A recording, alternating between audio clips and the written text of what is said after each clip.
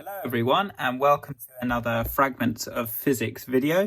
Our topic today is going to be photons, and although you might just touch on this at the GCSE course, this is probably pretty heavy A-level physics stuff, so primarily for A-level. To talk about photons to start with, let's first discuss the history of light. We know from our GCSEs and our A-levels so far that light can be diffracted, where it bends and spreads out, that it can be reflected, refracted, and recently we've talked about how light can be plane polarized. And all of that suggests to me that light is a wave. All of those behaviors are something that a wave can do. But in the early 1900s, in 1901, there was a problem in physics called the black body problem, which was to do with the intensity of different wavelengths of light, and it not following the classical expected distribution for light as a wave, which said it should increase like that. So how did they solve this problem? Well, Max Planck looked at this black body problem and said, well, what if light was instead emitted as a particle? Or what if electromagnetic radiation was a particle and a small chunk of energy rather than this sort of continuum? This is also seen in the photoelectric effects, which we'll meet in next week's videos. So these behaviors can only be explained if light is a particle. And so we have fundamentally opposing ideas. And what they called this particle, this new way of thinking about light, was a photon. And a photon can be defined as a particle of EM radiation. So the 7 EM waves that we've covered, radio, microwave, infrared, visible light, X-rays, gamma rays, ultraviolet, they can all have photons. And a photon is a particle of EM radiation. And the reason that it works for these explanations is that it's essentially saying that EM radiation is released in discrete packets called quanta.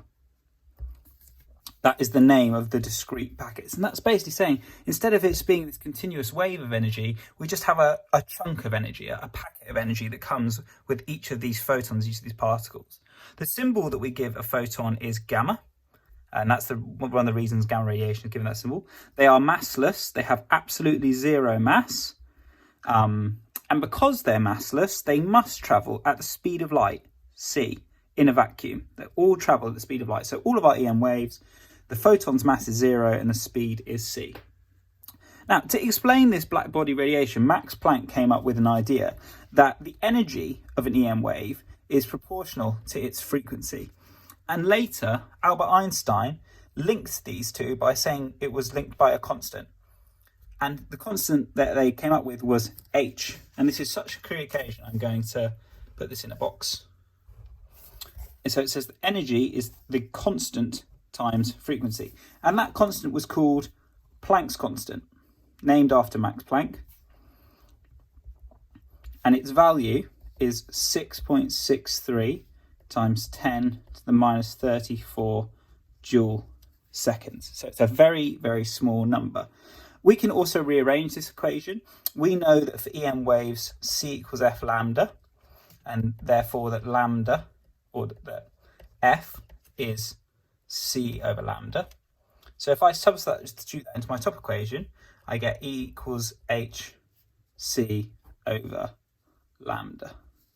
And that is also a key equation. You might get given this, whether you might get the wavelength of a photon and asked to work out its energy, so you'd use this one, or you might get the frequency of a photon asked to work out its energy, and c is as ever 3 times 10 to the 8 meters per second.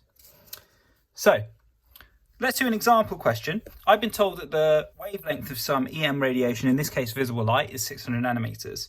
I want to work out its energy. I use hc over lambda, which is 6.63 times 10 to the minus 34 times 3 times 10 to the 8 over 600 times 10 to the minus 9. And if you put that in your calculator, you should find that that's 3.32 times 10 to the minus 19 joules. And when you do more work on EM radiation, you realise that a lot of them have these very small energies, those times 10 to the minus 19. And so we use a different unit. We use electron volts. And 1 electron volt is equal to 1.6 times 10 to the minus 19 joules. So I'm going to put that in a box. So that's a really important one to know, that we can convert between electron volts and joules. And we use that so we don't have to use such big numbers or such small standard form for each one. And so the energy of this would be 3.32 times 10 to the minus 19 joules over the energy of 1 electron volt, 1.6, which is 2.08 eV. And that would be my final answer. This 1 eV is literally the energy that it takes to accelerate an electron through 1 volt. So that's where that energy comes from. Last one I want to link is the photons and the power. So let's say you have a light bulb and it's giving out some photons. I know that each photon has an energy equal to HF. If I have n photons, then the total energy given out is NHF, because I'm saying that each photon has HF of energy and there are n of them, so it's NHF. The power of a light bulb is the energy emitted over the time. And so I can substitute this in, NHF over T, which equals N over T times HF. And so what I'm essentially saying here is that the power is equal to the number of photons I emit per second times HF. And you'll probably get asked, if a light bulb has a power of 100 watts and it's emitting photons of a frequency X, what is the number of photons it's emitting per second? And you use N over T equals P over HF to do that. That would be provided it's 100% efficient. Okay, if you've got any questions, please throw them my way. Otherwise, chat them in the comments. Thank you.